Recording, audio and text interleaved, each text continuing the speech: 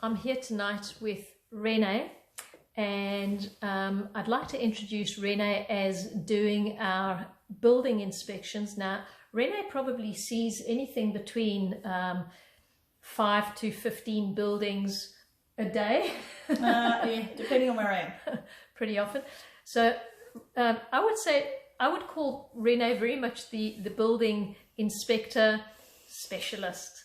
So I'm going to ask Renee a couple of questions tonight to maybe just help you along the way, so that when you're having a look at buildings, what to look out for. Yeah. So Renee, over the years we've spoken about some really good things, and you've given us some fantastic hints and tips. When you walk into a building, what's the first thing that you look for?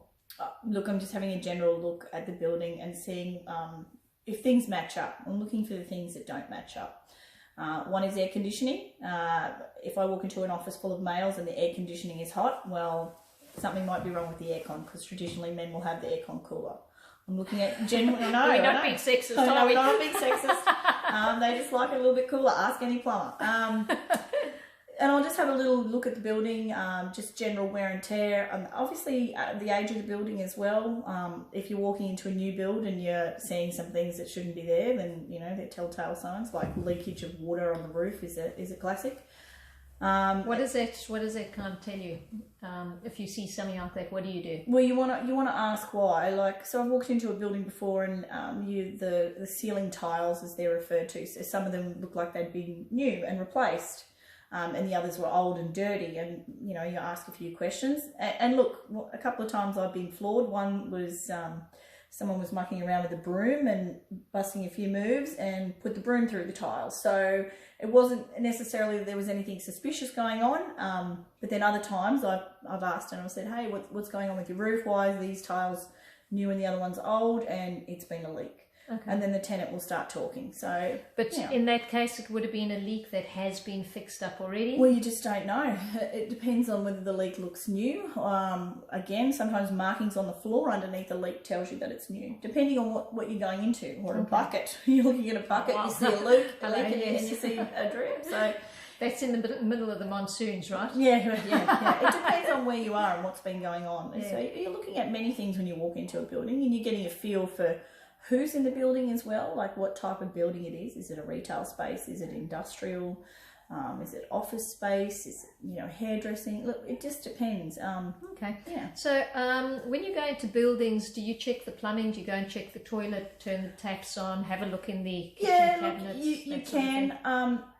My first point is to speak to the tenant and make a connection with the tenant in the building is my first. Bingo. Absolutely. If I can. Sometimes I go to inspections and the tenants aren't there for whatever reason.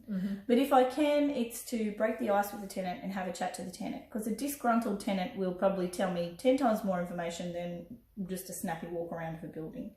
So it's important, if you can, foster that sort of connection and link with the tenant. Do you find sometimes that agents might put a gap between you and the tenant? Do you have to ask special permission? Look, there have been times where I've rocked up thinking that I was going to do an inspection, and the agent, just before you walk in the door, says, you're just here to have a look at the property for an appraisal. And I'm like, oh, am I? But I'll still ask questions for my appraisal, which sometimes they don't like. But I'm not being paid by the agent, I'm being paid by the buyer. So, okay. Yeah. And things like asking staff as well. Yep. Asking staff, and sometimes you want to know how long the staff's been there as well. A couple of times I've asked staff, and how long have you been here? And it's the newbie who's only been there a week. So, the information that you're going to get is not as long-term information. Yeah. So, look, it's keeping your eyes and ears open and making a connection with the tenant, and not being confrontational as well. Breaking the ice with a bit of humour is always a good thing, and having a look around and inspecting it and seeing. For me, one of the classics is what doesn't match up. Okay. What am I missing? What doesn't match up here? Can you tell us any stories that have happened that could be pretty good stories that people can learn from, to look out for? There was one I remember we spoke about, which was I think it was rust in the concrete. Concrete cancer. Yep. So you've got to be careful of that. So how did you notice that? Well, there was some dark patches. So the tenant had polished the concrete, and I asked some questions about what are these stains here on the concrete, because sometimes it may not be concrete cancer. You know, you want to find out what the answers are. And he said, oh, that's concrete cancer. And I was like, oh, really? Okay.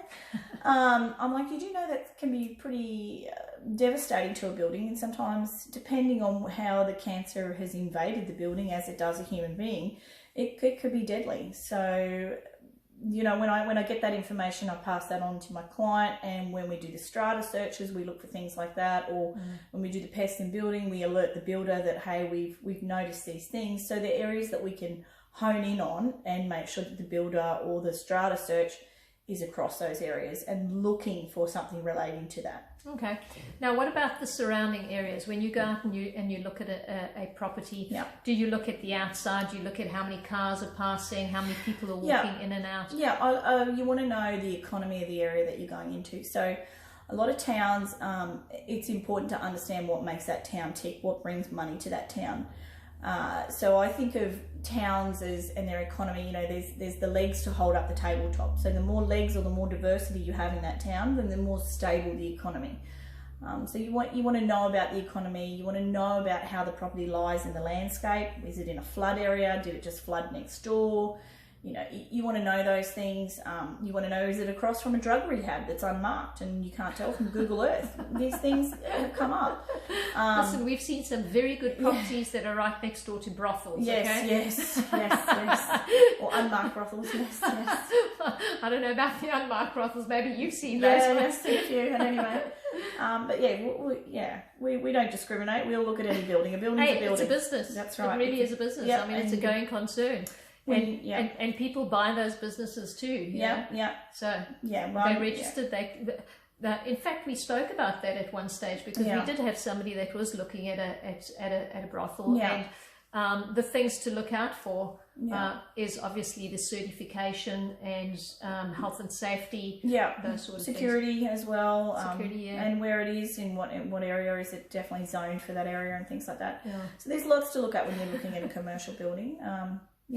And I think what I always drum about and speak about is exit strategies. So when we're looking at commercial buildings, we're always looking at how many doors there are, how many entrances there are, whether you can split the building into, various different smaller environments or smaller tenancies, and also what types of other businesses you can get into that business. For argument's sake, if it's a retail store on a corner with maybe 3 or 4 entrances that you can put up dry walls, relatively inexpensive, and that can be doubled up as either retail or small warehouse, that sort of thing as well. Yeah, definitely, you can do that. Okay.